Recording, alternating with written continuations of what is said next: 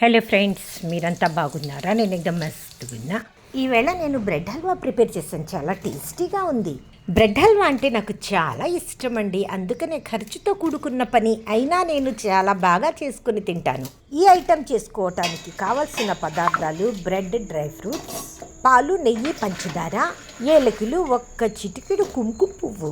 కుంకుమ పువ్వు మంచిగా రంగు రావాలంటే కొద్దిగా వేడి పాలు తీసుకుని దాంట్లో వేసి 10 నిమిషాలు పెట్టండి. బ్రెడ్ 4 పక్కల రోస్ట్ అయి ఉంటుంది కదా, అవి కట్ చేసి తీసేయండి. ఇప్పుడు బ్రెడ్ని వేయించండి. అలానే డ్రై ఫ్రూట్స్ని కూడా.